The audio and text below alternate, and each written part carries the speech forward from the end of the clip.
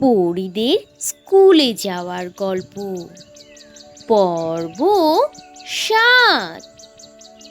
লালপরি তার ওড়া শেষ করে যখন নির্দিষ্ট স্থানে যেয়ে পৌঁছয়, তখন তো ক্লাসের ম্যাম খুশি হয়ে লালপরীকে ৫০-এর মধ্যে ৪০ দিয়ে দেয়, আর যেটা নাকি স্কুলের রেকর্ডের মধ্যে সর্বোচ্চ নাম্বার।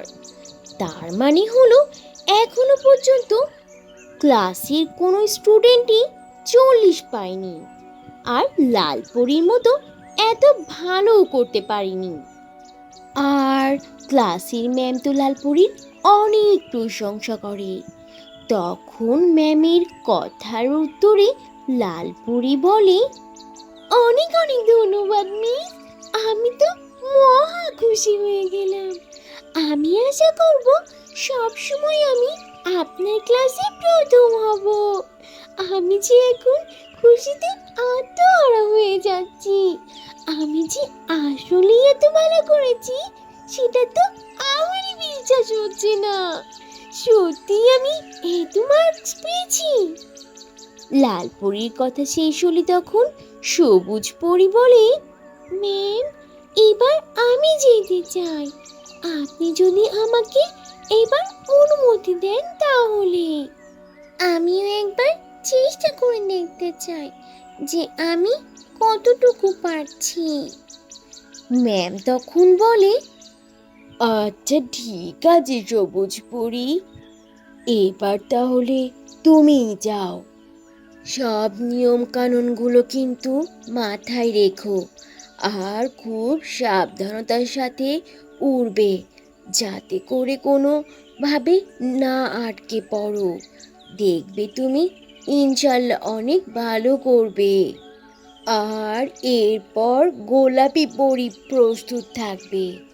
এরপর কিন্তু তোমার পালা। তাড়াতাড়ি ভালো করে দেখে শুনে প্রস্তুতি নিয়ে নাও।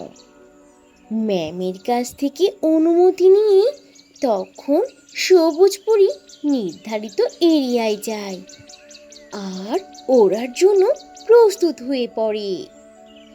এখন সবুজ পরী কত সুন্দর করে ওড়ে সেটাই দেখার পালা। কারণ প্রথমবার উড়তে যেয়ে লালপরী তো সবাইকেই তাক লাগিয়ে দিয়েছিল তার কৌশল আর প্রতিভা দেখিয়ে। এখন সবুজ পরী কি করে সেটা দেখার পালা। তোমরা কি বলো, সবুজ পরী কি পারবে? তা কিন্তু অবশ্যই কমেন্ট করে জানিও। আর তোমরা কে কোথা থেকে বসে আমাদের পরীর গল্প শুনছো তা কিন্তু অবশ্যই কমেন্ট করে জানিও। তো বন্ধুরা, এই ছিল আজকের গল্প। গল্পটি থেকে কি শিক্ষা পেলে তা অবশ্যই কমেন্ট করে জানাবে, আর ভালো লেগে থাকলে একটা লাইক করে দেবে। আর এখনো যদি চ্যানেলটি সাবস্ক্রাইব না করে থাকো তাহলে এখনই লাল রঙের বাটনটি চেপে চ্যানেলটিকে সাবস্ক্রাইব করে দাও, আর অল দিয়ে নোটিফিকেশন প্রেস করে রাখো। তাহলে বন্ধুরা, আজ এখানেই শেষ করছি। আবার দেখা হবে নতুন কোনো ভিডিওতে, নতুন কোনো গল্প নিয়ে।